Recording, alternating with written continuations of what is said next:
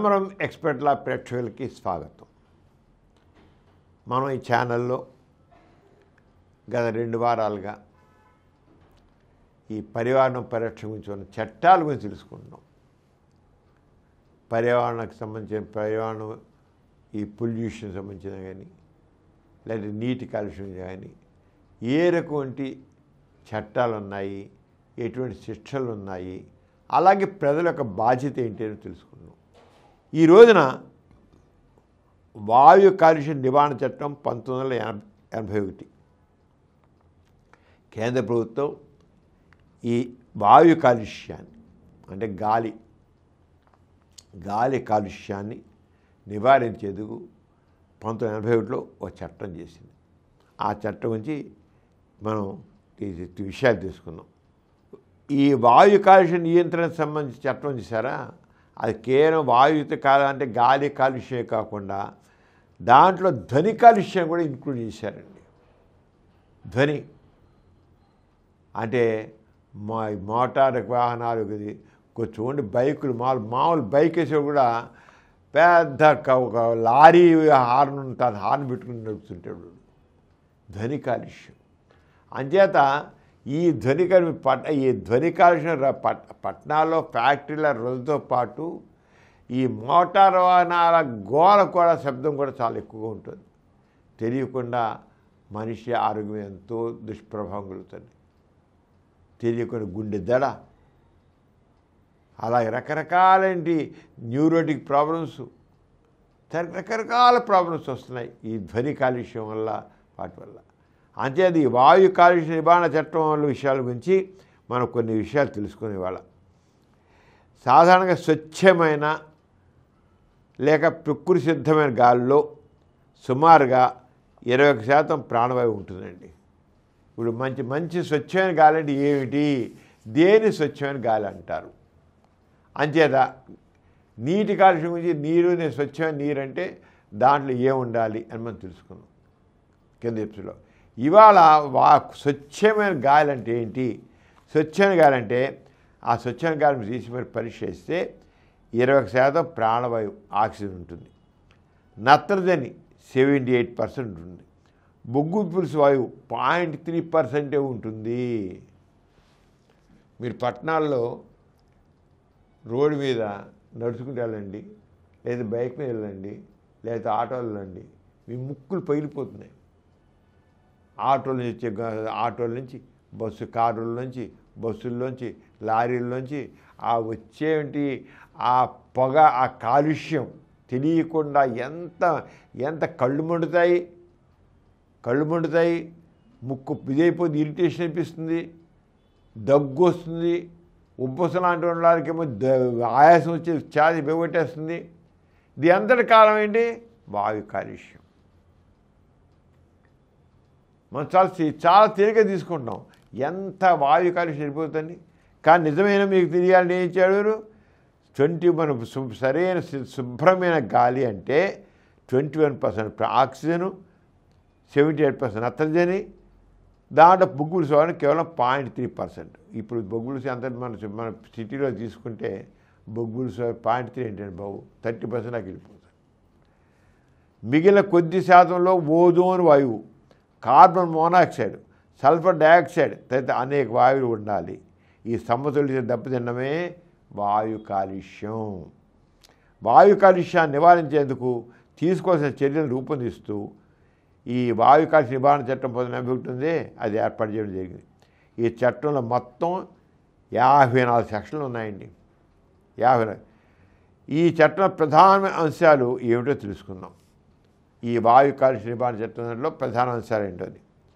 ధ్వని కాలుష్యం కూడా వాయు కాలుష్యం కిందకు వస్తుంది, అది తెలుసుకోండి. వాయు కాలుష్య చట్టంలోనే ధ్వని కాలుష్యాన్ని కల్పిస్తారు. మోటారు వాహనాల హారన్లు, యంత్రం నుండి వచ్చే శబ్దం మొదలైనవి ధ్వని కాలుష్యం కిందకు వస్తాయి.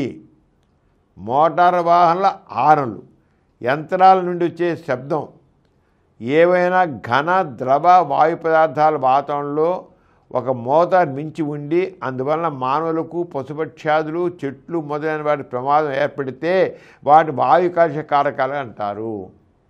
మనుషులకే కాదు పశుపక్ష్యాదులకి, చెట్లకు కూడా ఆ గాలి వల్ల నష్టం కలిగినట్లయితే అది వాయు కాలుష్యం అంటారు. వాయు కాలుష్య కారకములు వాత కారకములు వాతావరణ కాలుష్యం. వాయు కాలుష్య నివారణ బోర్డు ఉంది. ఎలా అయితే జల కాలుష్యానికి నివారణ బోర్డు ఉందో అలాగే పొల్యూషన్ నివారణ బోర్డు ఉందో వాయు కాలుష్యానికి కూడా ఒక నివారణ బోర్డు ఉంది, ప్రివెన్షన్. ఇంతకుముందే వివరించినట్లుగా ఈ చట్టం యొక్క ప్రధాన ఉద్దేశం వాయు కాలుష్య నివారణ చట్టం చర్యలు తీపట్టడం. ఆ క్రమంలో ప్రతి రాష్ట్రంలో ఒక వాయు కాలుష్య నివారణ బోర్డును ప్రతి రాష్ట్ర ప్రభుత్వం ఏర్పాటు చేయాలని ఈ చట్టం నిర్దేశించింది. అదే సమయంలో జాతీయ స్థాయిలో ఒక వాయు కాలుష్య బోర్డును కేంద్ర ప్రభుత్వం ఏర్పాటు చేసింది. అయితే వాస్తవానికి ఈ చట్టం కింద ఎటువంటి ప్రత్యేకమైన జాతీయ బోర్డు ఉన్నట్లుగా లేదు. ఇంతకుముందే వివరించబడిన జల కాలుష్య నివారణ చట్టం కింద ఏర్పాటు కాబడిన కేంద్ర కాలుష్య నివారణ బోర్డే ఆ చట్ట పరిధిలోనే వాయు కాలుష్య నివారణ బోర్డును కూడా చూస్తోంది. అంటే ప్రభుత్వం కూడా ఎంత చేయలేకపోతుంది. అంతే జల కాలుష్యం చట్టమే వాయు కాలుష్యం కూడా చూస్తుంది. అంటే పొల్యూషన్కి సంబంధించి జాతీయ మరియు ప్రాంతీయ బోర్డుల అధికారాలు బాధ్యతలు. ఈ చట్ట పరిధిలో ఎప్పుడు జాతీయ ప్రాంతీయ వాయు కాలుష్య బోర్డుల అధికారములు బాధ్యతలు కింద విధంగా ఉంటాయి. మోటారు వాహనం నుండి వెలువడే కాలుష్యాన్ని నివారించేందుకు తగిన స్టాండర్డ్స్ని సూచిస్తూ రాష్ట్రంలోని మోటారు వాహన రిజిస్ట్రేషన్ అథారిటీకి తగిన సూచనలు రాష్ట్ర ప్రభుత్వం చేయవచ్చు. అథారిటీ ఆ సూచనలు ఆమోదించే తీరవలేను. అంచేత ఎవరికి ఎలా ఉండాలి, మోటార్ వాహనం ఎలా చేయాలి, ఇంకా ఉన్నాయి, లేకుండా పోలేదండి. వాయు కాలుష్య నివారణ ప్రాంతంలో పరిశ్రమలు స్థాపించడంతో ముందుగా రాష్ట్ర వాయు కాలుష్య నివారణ బోర్డు యొక్క అనుమతి కావాలను. బోర్డు యొక్క సూచనలు షరతులు మాత్రమే ప్రాక్టించవలేను. ఆ సెక్షన్ 21 చెప్పండి. వాయు కాలుష్య నివారణ ప్రదేశంలో గల పరిశ్రమల నుండి రాష్ట్ర బోర్డు అనుమతించిన స్టాండర్డ్స్ మించి కాలుష్య పదార్థం బయటకు వెళ్ళరాదు. పొగగానండి ఇవన్నీ కూడా ఇంతకంటే బయట రావడానికి ఇంతవరకు ఎలా చేస్తారు, ఇంతకంటే ఎక్కువ వస్తే మాత్రం పొల్యూషన్ కింద వస్తుందని. పారిశ్రామిక వాడల్లో కానీ పరిశ్రమలో ప్రవేశించి వాయు కాలుష్య నిబంధనలకు సంబంధించిన తగిన సమాజం అందజేయాల్సినగా అక్కడ గల ఫ్యాక్టరీల యాజమాన్యం ఆదేశించే అధికారం బోర్డుకు కలదు. అంటే బోర్డుకు ఇటువంటి అధికారాలు ఉన్నాయని. బోర్డుకి మరి చెప్పాం కదా, ప్రభుత్వం ఏర్పాటు చేస్తుంది, దాంట్లో మెంబర్స్ ఉంటారు. ఆ రాష్ట్ర ప్రభుత్వం ఏర్పాటు చేసిన ఆ మెంబర్స్తో చేస్తారు. బోర్డుకి ఇలాంటివి ఉన్నాయి. నిర్దేశిత నిబంధనలకు విరుద్ధంగా వాయు కాలుష్య పదార్థంలో వాతావరణంలో కలుస్తున్నట్లు ఫ్యాక్టరీ యజమానికి అనుమానం వస్తే ఆ విషయం రాష్ట్ర బోర్డుకు తెలియజేయవలను. అప్పుడు ఆ వాయు కాలుష్య నిబంధన చేసి తగిన చర్యలు బోర్డు తీసుకుంటే అందుకైన ఖర్చు ఫ్యాక్టరీ యజమాని చెల్లించాల్సి ఉంది. ఇక ఈ చట్టం నిబంధనలు ఉల్లంఘించేట శిక్షార్హమైన నేరములుగా పరిగణించబడుతుంది. ఆ నేరములకు పాల్పడేందుకు గాను నేర స్వభావాన్ని బట్టి జరిమానా లేక జైలు ఇందుకు సంబంధించిన నిబంధనలు 37, 38, 39, 44 సెక్షన్లు ఉన్నాయి. అంటే ఈ రంగం ఉందని దానికి చెప్పారండి.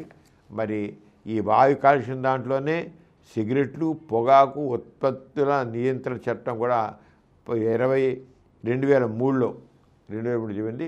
దాని గురించి వచ్చే ఎపిసోడ్ తెలుసుకున్నాం. అంత సెలవు మరి, నమస్తే.